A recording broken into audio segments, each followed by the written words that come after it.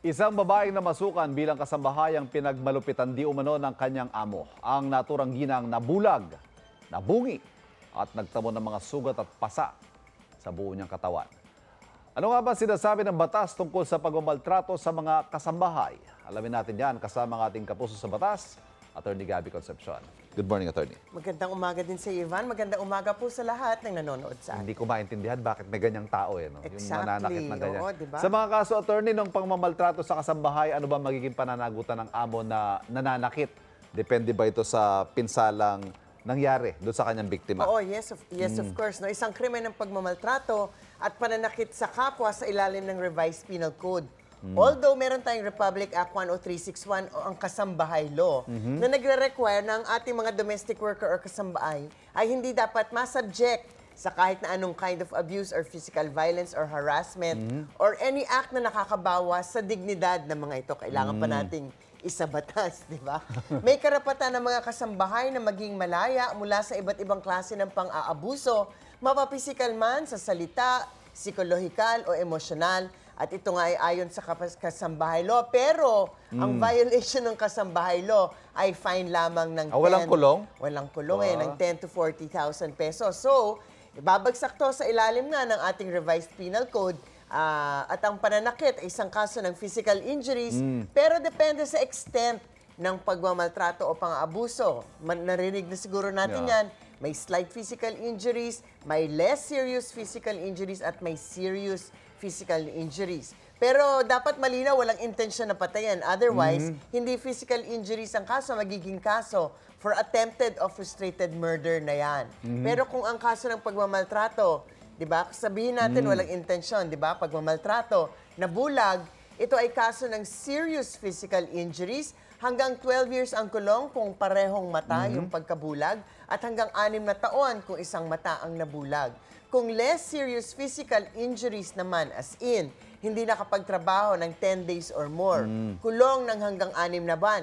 Pero kung 1 to 9 days na hindi nakapagtrabaho, hanggang 30 days lamang. At kung simpleng pagmamaltrato, walang injury, walang actual, yung pananampal, di ba? Hindi ka naman... Hindi naman dumugo Hindi naman dumugo. Wala namang latay. Naitatago naman sa ilalim ng, di ba? Talagang kuminsan talaga, 1 to 10 days lamang ang kulong. Kuminsan pag iisipin mo, ay sapat na ba? Di ba? Nabulag yung tao sapat na ba yun?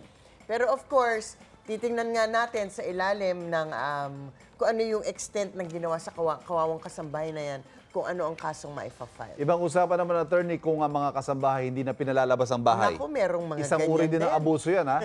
Ikinukulong na. Ano naman kaya ang posibleng kaso sa mga ganitong sitwasyon? Well, dagdag na kaso, no? At mas mabigat. And again, depende kung gaano katagal ang pagde-detain o pagbabawal na lumabas dito. Ito ay kaso ng kidnapping at serious illegal detention sa ilalim ng 267 ng Revised Penal Code. At ang penalty, mabigat, reclusion perpetua kung more than 5 days ang detention or kung nagkaroon ng serious physical injuries ang biktima habang siya hindi makalaya, or kung ang biktima ay babae. So sa kasong to, pasok siya sa serious illegal detention. Katulad nga pag nabulag ang biktima, sabi nga natin, ito ay kaso ng serious physical injury. So pasok siya sa kaso ng serious illegal detention. So actually, reclusion perpetua, that's more than 20 years, up to 40 years. So kung wala namang injury at wala namang hindi naman umabot ng 5 araw, ito ay kaso ng slight illegal detention, pero reclusion temporal pa rin o hanggang 12 years and 1 day to 20 years, di ba? Ito pa rin ang posibleng kulong. So, mabigat din. So yung mga hindi patong-patong na kaso. nagpapalabas, oo, separate, Papatong yan. patong-patong na mga kaso. Okay. So, yung mga hindi nagpapalabas for whatever reason, hindi daw hindi may utang, whatever, Nako. ay hindi po Bawal pwede bawal yan. Bawal. Halimbawa, Attorney, humingi ng tulong ang biktima pero hindi mo tinulungan. Pwede ka rin ba maging sangkot sa krimen? Halimbawa, in the same household, nakikita mo may ganyang nangyayari.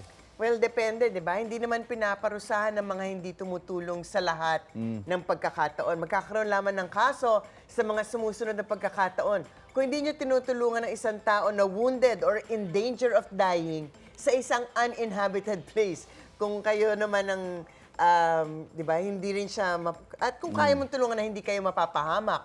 Pero ang requirement nga, uninhabited place, wala nang ibang tutulong dahil walang tao kundi kayo. So kung merong ibang tao, hindi yan isang Okay. krimen. Kung makahanap kayo ng batang nawawala or abandoned under 7 years of age at hindi nyo tinulungan makabalik sa pamilya o sa mga otoridad o dalhin to a safe place. At pangatlo, kung meron kayong nasugatan o nasaktan. Kumbaga, by way of an accident, maaari kayong magkaroon ng criminal liability for not helping. So, kumbaga, hindi nyo dapat abandonahin ang sarili nyong biktima. Hit and run. No. Hit and run, Yan. exactly. Kaya nga, ito ay tawag nga abandonment of one's own victim, hit and run, kung ito ay sa sasakyan. Pero, sadly, hindi porket hindi kayo tumulong ay mapaparusahan kayo agad. So, dapat ay, kuminsan kasi hindi rin advisable kasi nga pag tumulong ka, baka ikaw naman Yes. ang masaktan. So, the best thing to do, mag-report po sa police or sa local social welfare officer ng LGU para or sa barangay para sila na ang mga otoridad ang tutulong. Pagpapakita pa rin yun ng good faith, ano, na Oo, hindi mo pero inabandona mahirap yung maging obligasyon. totally dead man, Yes. di ba? Attorney Gabby, maraming salamat. Maraming It's salamat. Wednesday. Happy Happy Hump Hump Day. Day. Yan.